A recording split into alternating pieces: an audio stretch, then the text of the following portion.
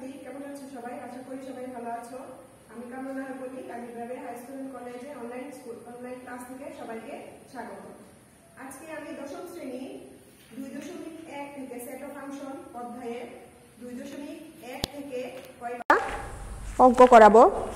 চেষ্টা করব তোমাদের যাতে কাজে লাগে, তোমরা বুঝতে পারো।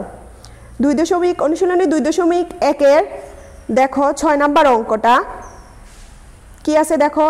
a equal to ab, b equal to abc, এর দুইটা উপাদান দেওয়া আছে, b এর তিনটা উপাদান দেওয়া আছে এবং c equal to লেখা আছে a ইউনিয়ন b হলে দেখাও যে পাওয়ার অফ c এর উপাদান সংখ্যা 2 to the power n, যেখানে n হচ্ছে c এর উপাদান সংখ্যা।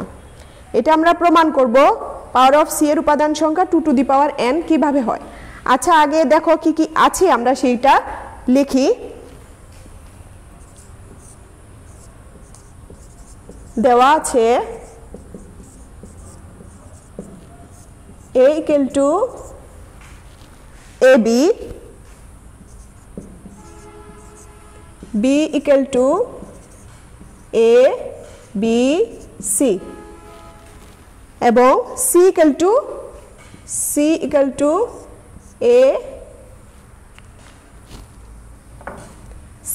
to a union B. এখন সি এর মানটা এখানে দেখো সরাসরি উপাদান সংখ্যা দেওয়া নাই, এর উপাদান সংখ্যা দেওয়া আছে, বি এর উপাদান সংখ্যা দেওয়া আছে, কিন্তু সি এর উপাদান সংখ্যা সরাসরি ভাবে দেওয়া নাই। এই কারণে সি এর উপাদান সংখ্যা আমার বের করতে হবে। এ দেওয়া আছে কত, এ বি ইউনিয়ন বি এর উপাদান দেওয়া আছে এ বি সি।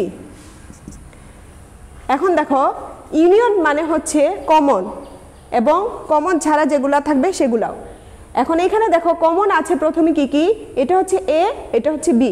এখন এ বি এর মধ্যে কমন কি আছে, প্রথমেই দেখো আছে কমন এ, তারপরে কমন আছে কি বি, এরপরে দেখো এ বি নেওয়ার পরে আরও একটা জিনিস আমাদের বাকি থাকে সি, সেটাও আমাদের লিখতে হবে। লিখলাম আমরা সি। এখন কাজটা শেষ। এখন সি এর উপাদান সংখ্যা চলে আসে আমাদের তিনটা এ বি সি, তাইলে আমরা এ পেলাম, বি পেলাম, সি পেলাম। এখন দেখো, এখন বলছে দেখাও যে পিসি এর উপাদান সংখ্যা 2 to the power n। ঠিক আছে, এখন সি এর উপাদান সংখ্যাটা আমাদের মনে রাখতে হবে। দেখো সি এর উপাদান সংখ্যা এটা, পিসি পাওয়ার অফ সি বের করতে হবে।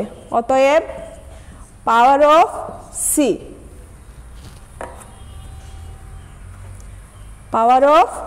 সি বের করতে হলে এখানে তিনটে উপাদান সংখ্যা আছে, এগুলাকে আমরা ক্রমান্বয়ে সাজাবো। প্রথমে 3টা করে সাজাবো, তারপরে 2টা করে, তারপরে 1টা করে, তারপরে ফাঁকা সেট করে সাজাবো।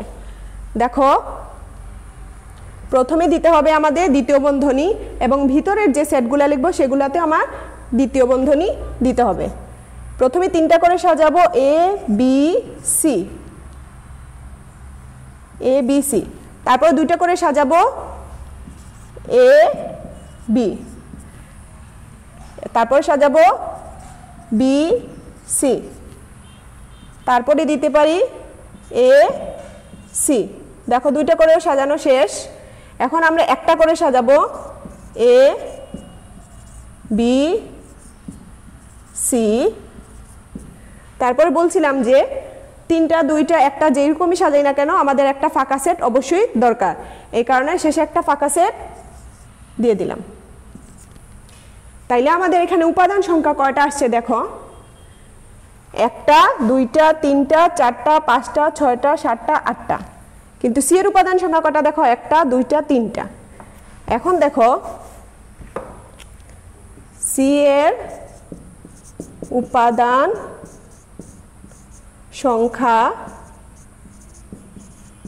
সংখ্যা কতটি ছিল, 3টি। 3টি লেখার দরকার নাই, 3 লিখলে হবে। সমান আমরা ধরতে পারি এটাকে m এবং পি সি এর মানে পাওয়ার অফ সি এর উপাদান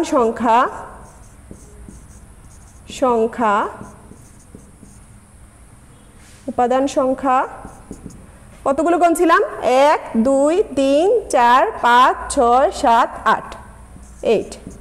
এখন এটাকে আমরা কিভাবে 2 টু দি পাওয়ার n তৈরি করতে পারবো? কিভাবে তৈরি করা যায় 2 to the power n?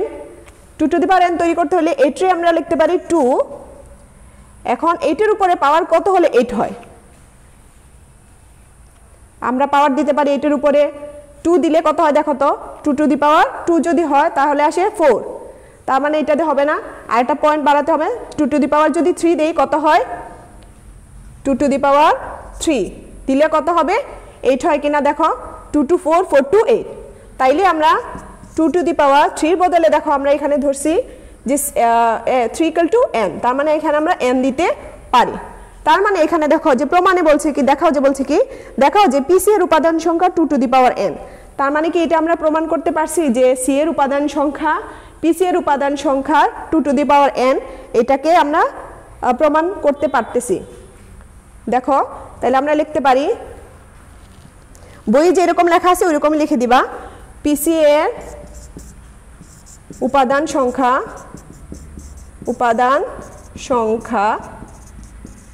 PC এর উপাদান সংখ্যা 2 টু দি পাওয়ার n দেখানো হলো।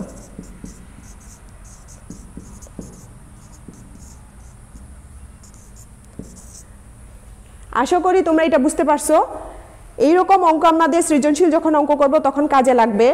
আগে এইরকম অঙ্ক আমাদের করতে হবে, তারপর সৃজনশীলে আগাইতে হবে।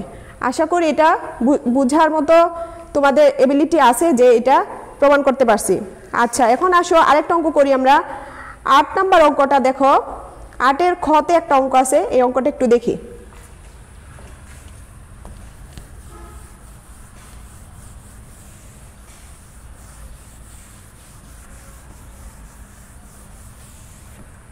আটের খতে দেখো কি লেখা আছে, এর 3টে উপাদান দেওয়া আছে 3, 4, 5, বি এর 3টে উপাদান দেওয়া আছে 4, 5, 6 এবং সি এর 2টে উপাদান দেওয়া আছে x, y হলে লেখা আছে একটা মান নির্ণয় করতে হবে আমাদের a ইন্টারসেকশন b ক্রস হচ্ছে c।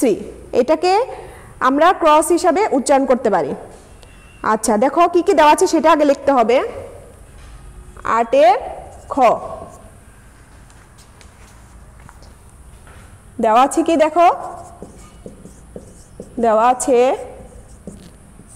a equal to 3, 4, 5, 3, 4, 5, b equal to 4, 5, 6, 4, 5, 6, c equal to x, y, y। এখন আসো আমরা কাজ করি, কি কি দেওয়া আছে সেটা লিখলাম। এখন আমরা কাজ করব, প্রথমেই যেহেতু প্রথম বন্ধনী দেওয়া আছে মানে ফার্স্ট ব্র্যাকেট দেওয়া আছে a ইন্টারসেকশন b, আগে a ইন্টারসেকশন b টা আমাদের বের করতে হবে। অতএব a intersection b, a intersection b আমরা বের করব। a ইন্টারসেকশন b তে আছে দেখো 3, 4, 5, ইন্টারসেকশন 4, 5, 6। দেখো আগের অঙ্কটাতে আমরা ইউনিয়নের কাজ করছি। ইউনিয়নের কাজ মানে হচ্ছে কমন এবং আনকমন যেগুলো থাকবে সবগুলা নিয়ে কাজ করতে হবে। আর এখন কাজ করতে হবে ইন্টারসেকশন মানে হচ্ছে শুধু কমনগুলা নিব। এখানে দেখো কমন কি কি আছে, দুই পাশেই থাকতে হবে এরকম। 3 দুই পাশে আছে, নাই। 4 দুই পাশে আছে, হ্যাঁ আছে। 5 আছে, 5 আছে। এখানে দেখো কমপ্লিট, কিন্তু এখানে আরেকটা বাকি আছে 6 কিন্তু এক পাশে আছে, দুই পাশে নাই। তার মানে আমাদের 6টা আর লেখার প্রয়োজন নাই। তার মানে আমাদের a ইন্টারসেকশন b লিখে ফেললাম, 4 এবং 5 আসছে। এখন আমরা মান নির্ণয় করতে পারবো a intersection b cross c।